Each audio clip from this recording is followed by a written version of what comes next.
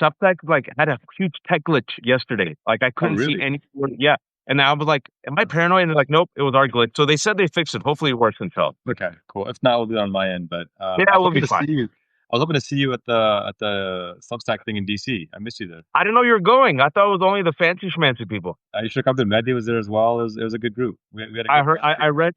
I read your hey everybody, we're talking to Qasim Rashid. Qasim was telling me how he's fancy schmancy and went to the DC Substack party that was right before the White House Correspondents' Dinner. I also was invited, but I didn't think they allowed middle-aged dads who wear Costco shirts. But then Qasim, That's next what's thing I up. know, yeah, wrote a post about it, how it was so great, but didn't even mention it to me that he was coming. So next time we will go. I will take him out to Ravi Kebab. We will have food. Qasim Rashid, for those who don't know, is the author of the fantastic Substack Let's Address This with Qasim Rashid, www.qasimrashid.com. And I've invited him today to talk about a nation of immigrants finally standing up to a white supremacist president. And folks, we did not know that we would be getting some fantastic news.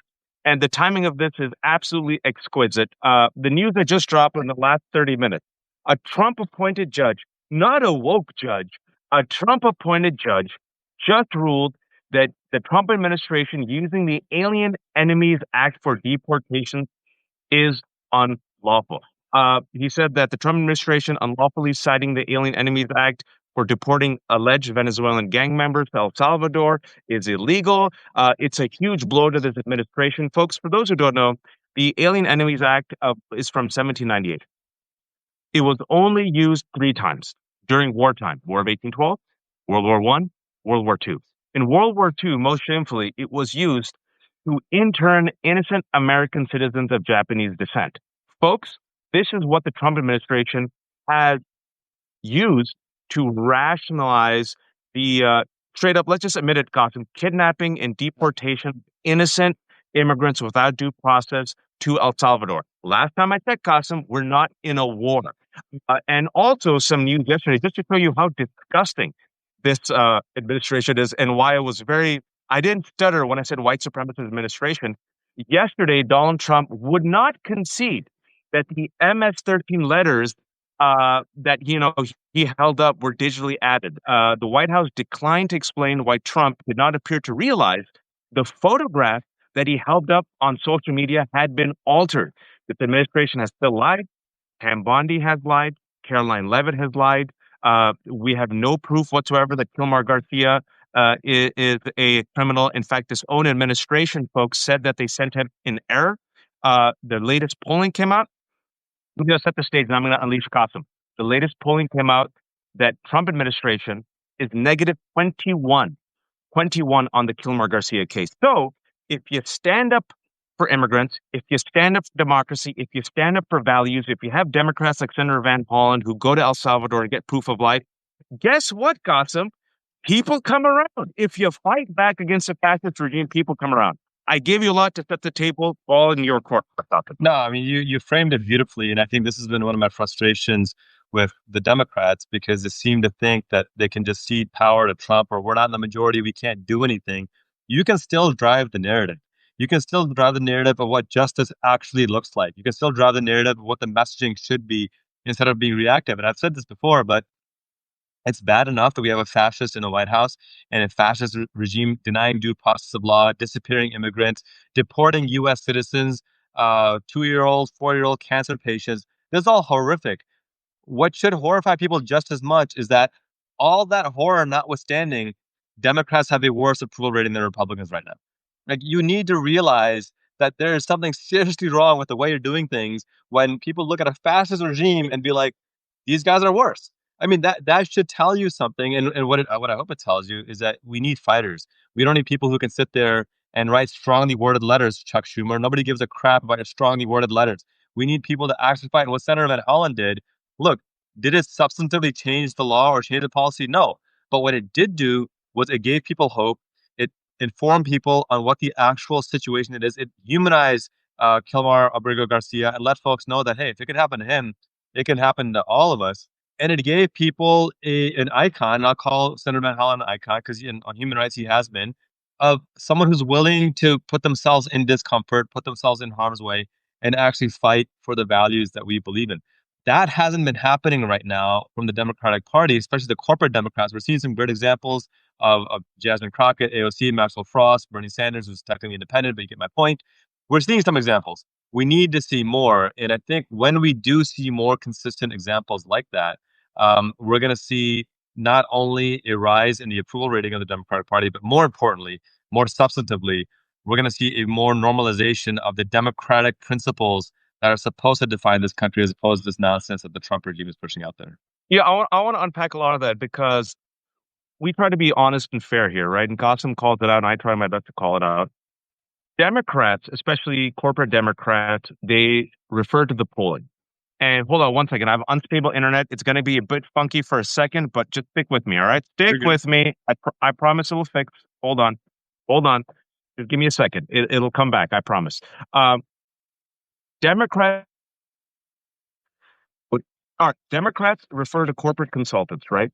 Democrats refer to the polls. The polls showed that Donald Trump, one of his strong suits, was immigration. So what Yeah. did Democrats do? We won't message on this. Oh, we're always going to be seen as soft on crime, so let's be more Republican than Republican.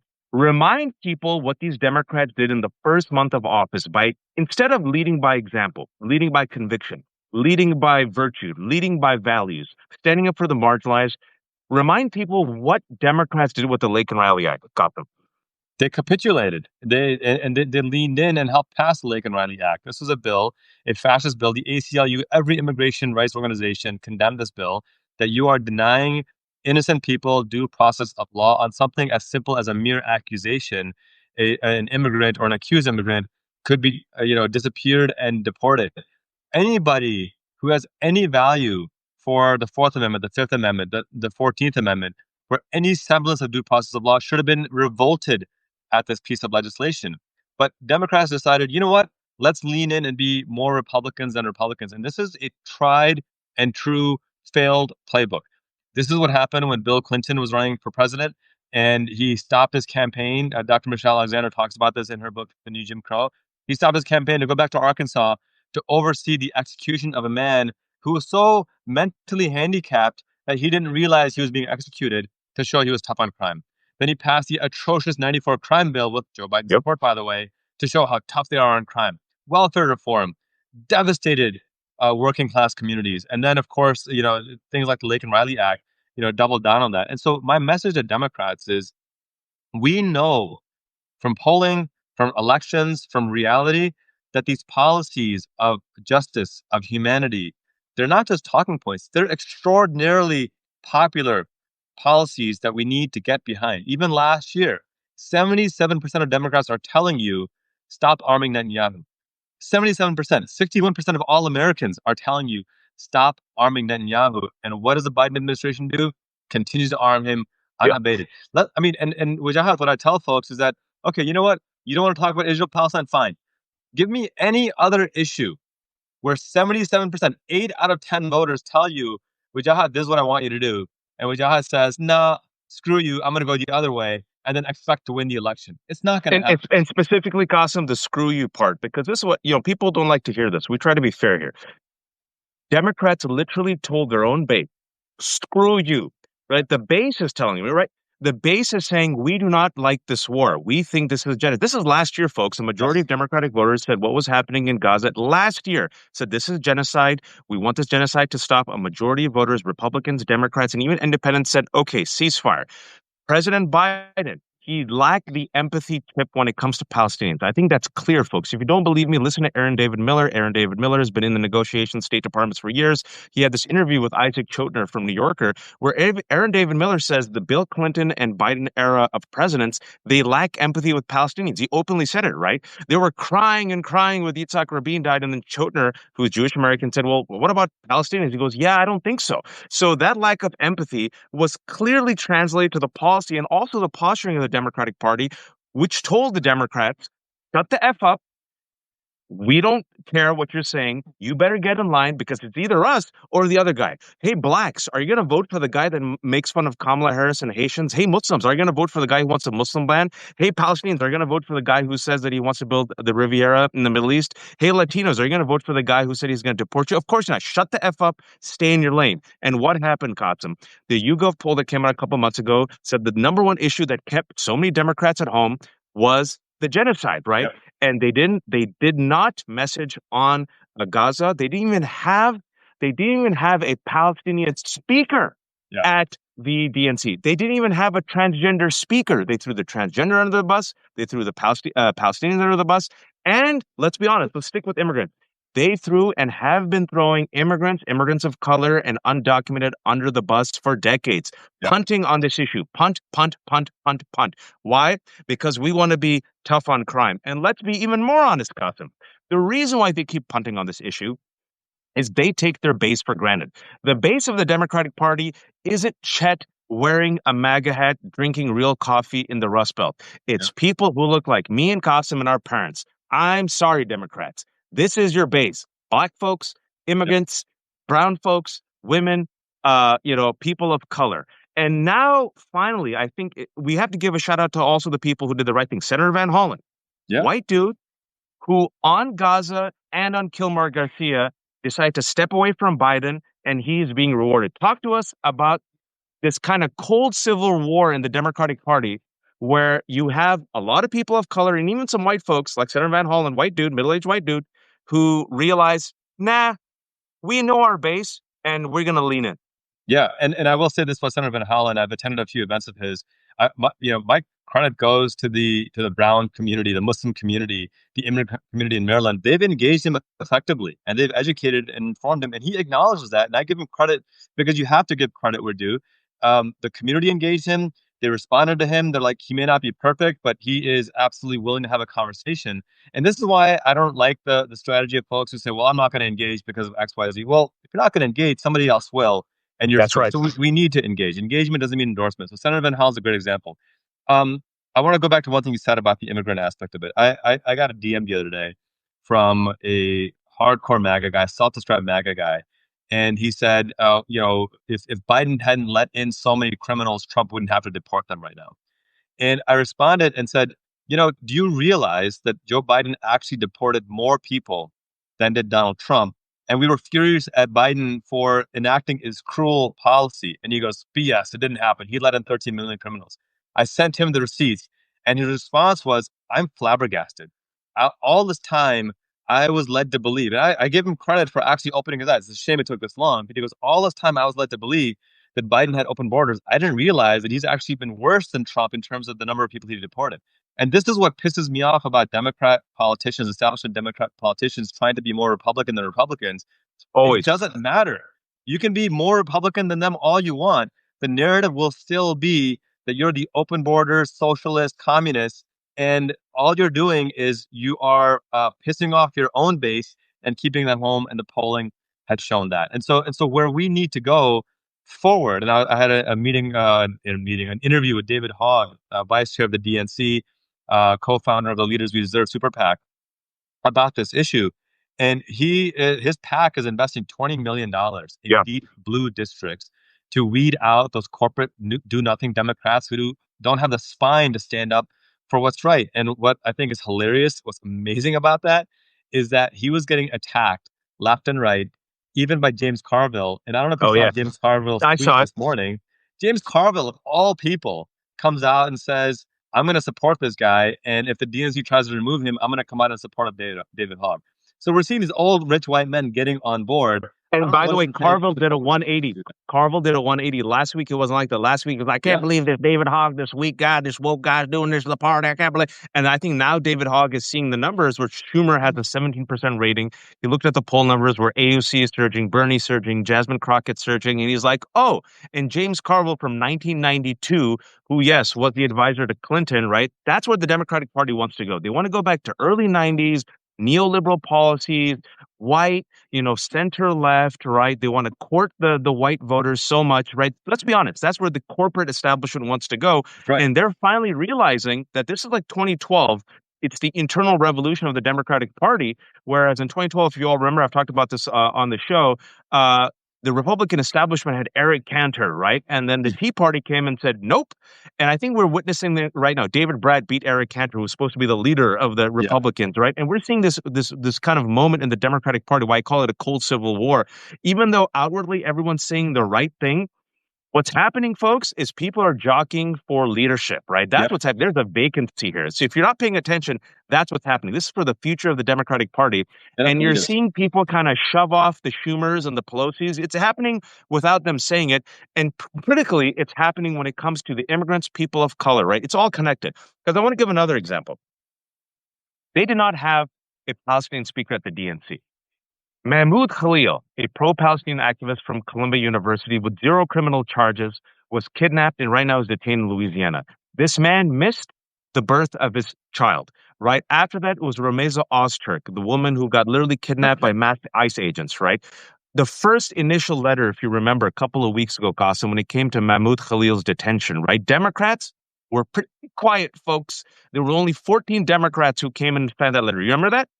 Yeah. Why? Oh no, this might be bad politics. This might piss off some of my donors. Oh, we have to be more Republican than Republican. Oh, Israel Palestine. Let's see whether or not it's the right thing to do. They went after Mahmoud Khalil. They went after Ramosa Ostrich. Then they went after this gentleman, another Columbia activist, Mohsen Madhawi, who zero criminal charges, folks. This man went to his citizenship test. Yeah. He went there for a citizenship test, and the ICE arrested him at a citizenship test. And another victory is that yesterday he came out, and unlike these centrist corporate Democrats, he said, I'm not afraid of you, Donald Trump.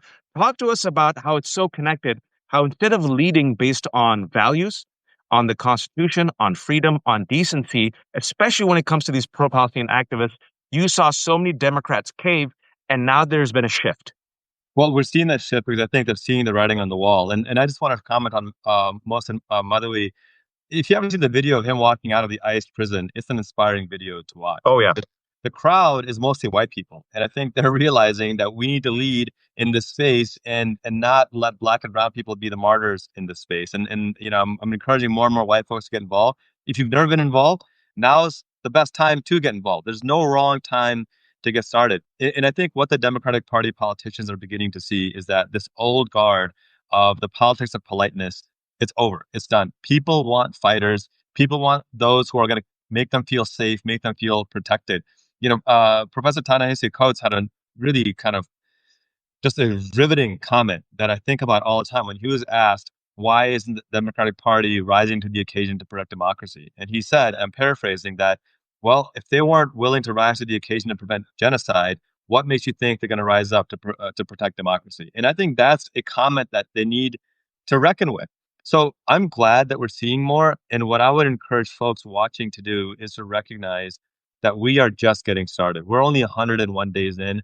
It's going to get worse because the Trump regime Doing your is work. trying to establish full-blown autocracy. I can see him trying to enact martial law. I mean, he's already trying to sign the executive order to have more federal military and federal law enforcement embedded within local and state communities. This is mortifying. This is horrifying. This is how they're going to try to advance the rounding up of anyone that they don't actually like. So um, take those wins, but recognize the amount of work that I went in to those wins, and then be part of the process to enact them. And the best place to start is on your local level.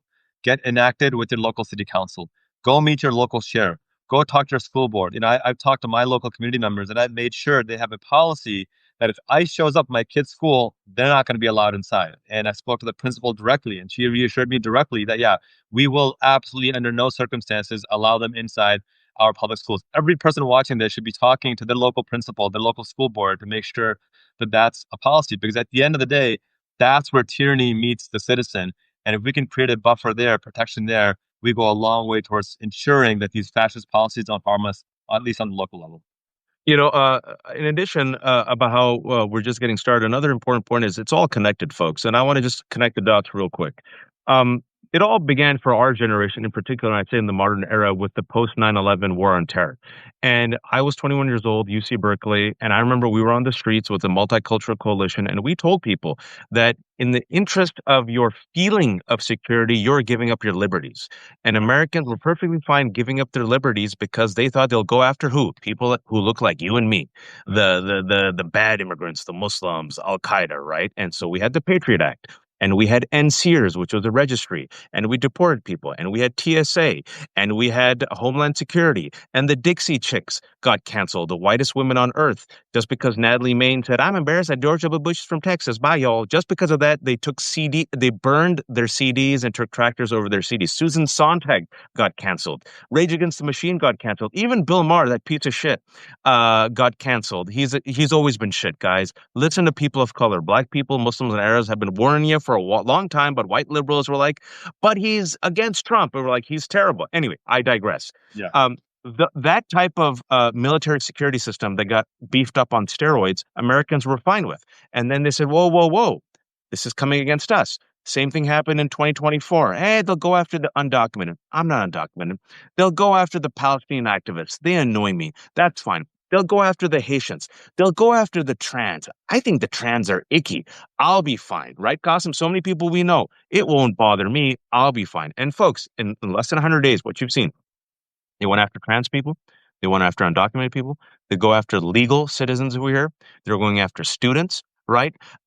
Executive order against white Professors, Republicans, academics, scientists. I mean, we're academics, scientists, citizen children from with cancer, a stage 4 cancer, a 4-year-old girl got yeah. sent to Honduras, folks. They're going after everyone. So, Qasim, you made a point. But for those people who are still sleeping and those people who think, my whiteness will protect me, my closeness to whiteness will protect me, my suburban community will protect me, the fact that I golf with Chet will protect me, your response to them. This is the difference between being not racist versus being anti-racist, or not misogynist versus anti-misogynist. Somebody who says, "Well, racism is wrong, and if I see racism in the workplace, I'm going to disapprove of it," versus somebody who says, "I'm going to actively work to let that person know that racism will not be tolerated and will remove that person from the environment." I'll give you one really good example. Would you vote for as a Democrat? Would you vote for this politician that I'm going to describe? I'm going to describe his record accurately to you, and would you vote for this person? Sure. Person who has voted to gut the ACA 3 times, including removing protections for people with pre-existing conditions. Both of our daughters have pre-existing conditions and they would die without care. Vote to gut the ACA to charge more for women than for men. Vote to gut the ACA to charge more for senior citizens than for non-senior citizens. Co-sponsor a bill with Republicans, with fellow Republicans, to gut the Americans with Disabilities Act so that people with disabilities could not sue if they were discriminated against by any kind of establishment, be pro offshore drilling, oppose universal health care, vote with Trump to deregulate banks, enabling the SVB bank collapse, take $500,000 from the same health insurance corporations like United Health while they exploited people by denying 90% of claims for senior citizens. Would you vote for this kind of a politician? Of I course hope. not. Who is that? This is Bill Foster, a Democrat in Illinois. He's worth $20 million. He's taken hundreds of thousands, if not millions of dollars from the big banks, from Amazon, from United Health, from fossil fuel companies, opposes universal health care, opposes reparations, helped fund the genocide in Gaza, wants to gut disability rights, gut the ACA. We are in a deep blue district. This will never go Republican. It's a deep blue district. And this coward continues to vote with fascists because he's a 70-year-old white guy who's worth $20 million, didn't get involved in politics till his late 50s or mid 50s, and he's never had to struggle or suffer a day in his life because of who he is. These are the kinds of people we enable when we say vote blue no matter who. We are Yeah, I enabling don't agree with people that. who are so detached from reality and so apathetic and cruel, they lack the basic empathy to understand that the universe does not revolve around them.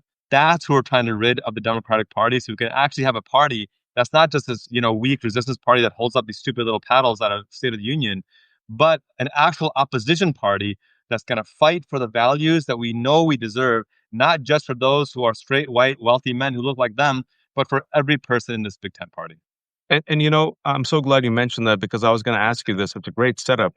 There is a civil war in the Democratic Party right now, folks. And if you don't believe me, the person who was asked or tasked to respond to Donald Trump's whatever that was State of the Disunion speech, not AOC, not Jasmine Crockett, not Senator Van Hollen, right? Not Jamie Raskin. You know, they chose Senator Slotkin of Michigan. And Mind a blowing. week ago, I'm gonna quote her, folks. I'm bringing this up. I try to keep this in the news because you're gonna see a massive like this is a fight.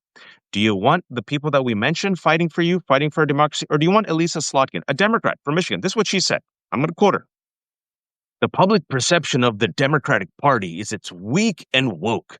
She urges Democrats to, quote, fucking retake the flag and adopt the goddamn alpha energy of Detroit Lions coach Dan Campbell to embrace an airing out of potential 2028 presidential candidates. Now, Elisa Slotkin and James Carville and Rahm Emanuel and all these people from the 90s and all these people who are centrist and all these people who hate the fact that you and me are their base are using the bad faith manufactured language of Republicans to attack Democrats as being woke. She is the person that the establishment and the corporate donors desperately want to run the party. I saw her response to the State of the Union. Do you remember anything she said? Did she inspire even a fart? No. But your response to Elise Slotkin's war plan, this is her war plan, folks. Your response. I have to think hard about what you said in that response because it was so uninspiring and cookie cutter. I thought she spent more time trying again to repeal to Republicans than to recognize that we need to be an opposition party that actually upholds justice. And she, I think, to me, exemplifies what happens when we elect people based off of their corporate donations. APAC got behind her. Every corporate entity got behind her. And look, guys, this is not a complicated thing. Whoever funds your campaign when you're running for office is whose call you're going to pick up when you are in office. That's fundamentally what it comes down to. If if your elected official is funded by these mega corporate billionaire donors, that's all they care about because those are the people that they've ceded their power to. And if you're wondering why people like Jeff Bezos and Elon Musk suck up to Trump or Tim Cook suck up to Trump, it's not because they like him. It's not because they can even stand him. For them, it's a business opportunity. That's it. Let me invest a couple of million now. 40 million that Jeff Bezos spent on this Melania documentary. 40 million is nothing to him. 40 Nothing. million to him is less than a dollar to every other working person out there. It's probably like 50 cents to all of us. It's nothing to him, but the ROI on that is 40 billion. And that's the only reason they're doing it. And so my appeal to everyone here, especially in Democratic primaries, especially in deep blue districts, talk to the politicians in office and let them know if you take corporate money, you can count on me sitting out in this primary. You can count on me voting for the other guy in this primary. Absolutely vote in the general, but let these folks know that if they're going to be funded by corporate entities, then have those corporate entities vote for them, but that you will be casting your vote, not for them. You're going to sit out their vote. You're going to instead cast your vote for the other person who's funded by people. And if you can't find a person funded by people, then let's talk about you running for office. Let's talk about you getting in there and running for office. This is by, of, and for the people. And this is our opportunity to make sure that we live that up. And as we close out, for those who say, well, it's a swing state watch, they can't all be progressive. I'm going to give you an example. Tim Walz is in Minnesota.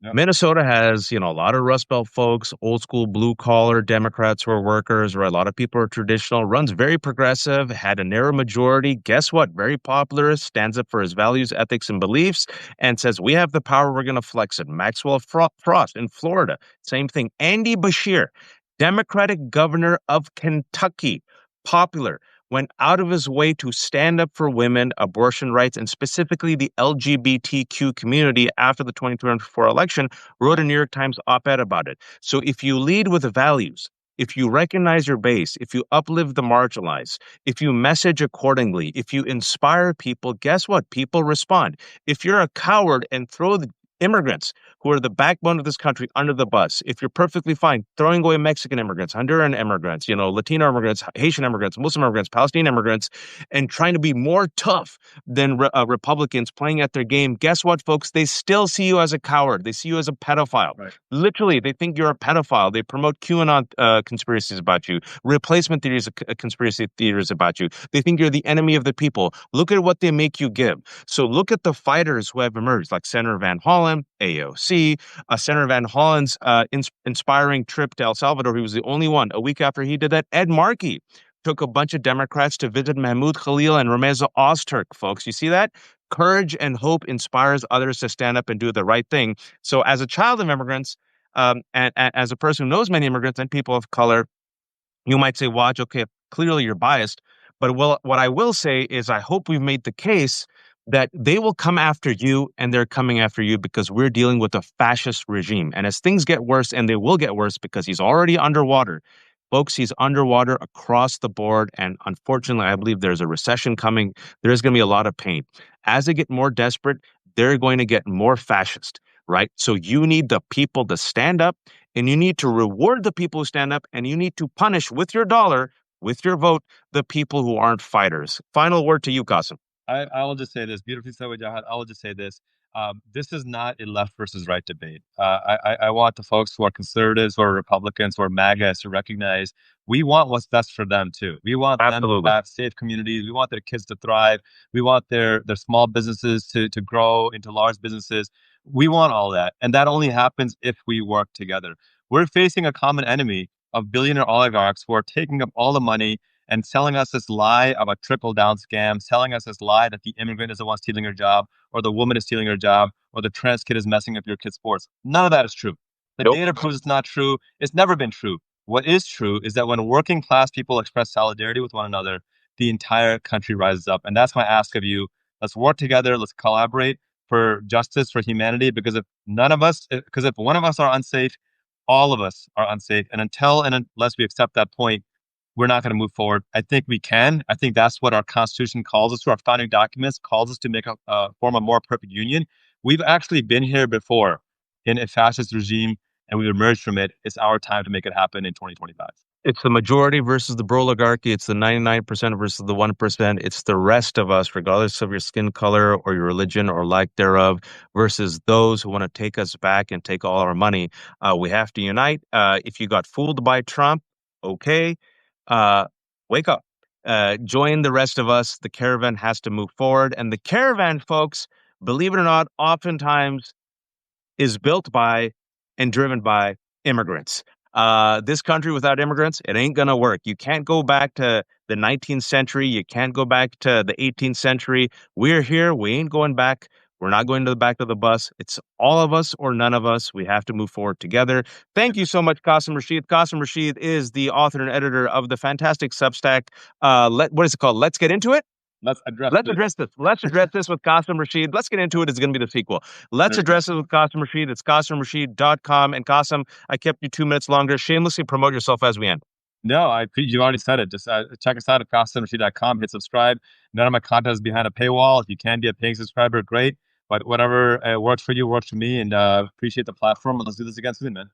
Yeah, me and Qasim are a shanda, a shame to our immigrant parents. I also have no paywalls. My dad every day looks at me and just, why, beta? Just have a paywall. But I believe paywalls during fascism, it hurts democracy. So like Qasim, I've kept everything for free. And we're like Blanche Dubois. We depend on the kindness of strangers. Give what you can. I'm at the Left Hook, lefthook.substack.com. If you have a few extra bucks, throw it in. If not, pay it forward. Thanks all. We'll do this again. We appreciate it. Thank you, Qasim. Take care, buddy. Yeah.